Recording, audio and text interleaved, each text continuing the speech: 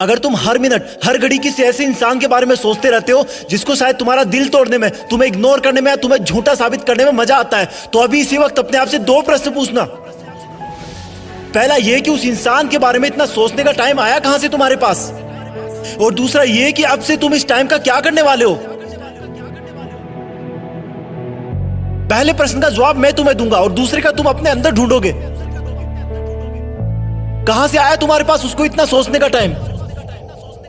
तुमने लगभग सब जगह का टाइम मार दिया सिर्फ उस एक इंसान के लिए। अब तुम्हारे दोस्त तुम्हें पहले वाला दोस्त नहीं मानते क्योंकि तुमने अपने इतने सारे दोस्तों का टाइम भी उसको दे दिया है। अब तुम अपने शरीर पर ध्यान भी नहीं देते क्योंकि वो टाइम भी तुमने उसको दे दिया है। ना तुम समय पर नहाते हो, ना समय पर खाते हो, ना डेली एक्सरसाइज करते हो, ना जिम जाते हो, ना टाइम पर सोते हो, ना कोई ख्वाब भी रोते हो। क्या हालत बना रखी है तुमने अपनी। तुमने उस इंसान के लिए अपना और खुद का टाइम मार दिया जिसे तुम्हारे होने या ना होने से कोई फर्क नहीं पड़ता। तुम्हारी माँ कितना सोचती है तुम्हारे बारे में कि अब ये गुमसुम क्यों है जबकि इसकी कोई अभी एग्जाम भी नहीं है। सोच सोच के थक गई है वो, क्योंकि तुमने अपनी माँ से बात करना बंद कर दिया है। माँ से बात करने का टाइम भी मार दिया तुमने बहुत सपने देखे थे कि लाइफ में ये करूंगा वो करूंगा, लेकिन तुमने वो सपने भी मार दिए क्योंकि जिस टाइम में तुम सपने देखा करते थे वो टाइम भी तुमने उसको दे दिया। तुम पहले कॉमेडी मूवी देखना पसंद करते थे लेकिन अब सिर्फ सैड सॉन्ग सुनकर रोते रहते हो। तुमने अपने मूड को खुश करने वाली कॉमेडी मूवीज को देखने का टाइम भी उसको दे दिया। तुमने अपना, अपने दोस्तों का, अपने सपनों का, अपनी मेहनत का, अपने माँ बाप का पूरा टाइम उसी एक इंसान को दे दिया जो तेरे बारे में शायद सुनना भी ना पसंद करता हो। क्यों रखा तुमने अपने आप को इतना फ्री। क्यों नहीं दिखी तुझे अपने आप में खुशी।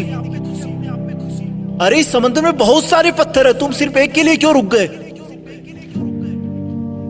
तेरा सपना तो नाम कमाना था ना, तेरा सपना तो लग्जरी लाइफ जीने का था ना। क्या तू उस एक इंसान के लिए अपने माँ बाप की आंखों की चमक को बुझा सकता है जिन्होंने अब तक कितना सब्र बांध के रखा कि तू उनका नाम रोशन करेगा, उनको दुनिया घुमाएगा। क्या तू उस एक इंसान के लिए तेरी लाइफ में आने वाले लाइफ पार्टनर को हमेशा के लिए धोखे के अंधेरे में रख सकता है। स्टॉप इट यार, मत कर ऐसा।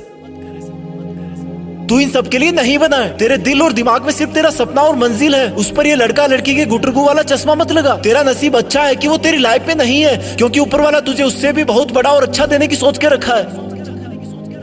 और फिर एक दिन जब तू जिंदगी की आखिरी स्टेज से बेस्ट इन लाइफ का अवार्ड लेकर नीचे उतरेगा ना, तब भीड़ में से सबसे पहले जो लोग तेरा वेलकम करने के लिए आगे आएंगे वो तेरे माँ बाप होंगे, फिर तेरे दोस्त होंगे, तेरे भाई बहन होंगे, तेरे परिवार होगा। थोड़ी दूर और भीड़ में चलेगा तो तू पाएगा कि वहां पर तेरे साथ काम करने वाले इंसान होंगे।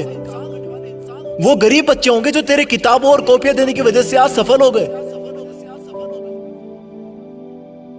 और आगे चलेगा तो तुझे कुछ ऐसे लोग मिलेंगे जिन्होंने तेरी सफर में बहुत मदद करी होगी। तू उन सबके सामने झुककर उनका शुक्रिया करना।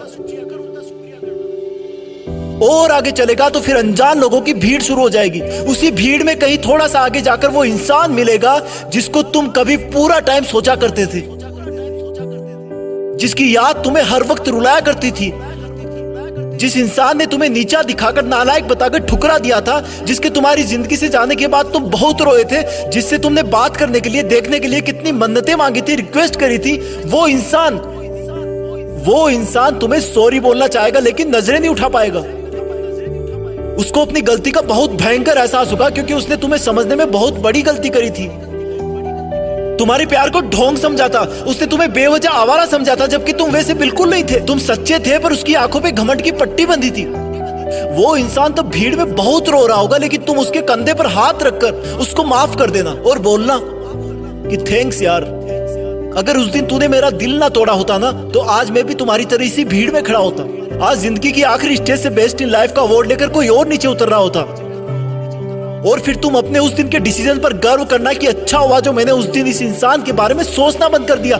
अच्छा हुआ जो मैंने दुनिया की बजाय अपने आप को ढूंढ लिया। अच्छा हुआ जो मैंने फ्री रहना बंद कर दिया। अच्छा हुआ जो मेहनत करना शुरू कर दिया। और अच्छा हुआ कि मैं भी बदल गया, क्योंकि अगर तुम नहीं बदलते तो तुम्हारे जाने के बाद ही तुम इस दुनिया से खत्म हो जाते। तुम्हें बदलाव की सख्त जरूरत थी, तुम्हें उसे भूलने की सख्त जरूरत थी।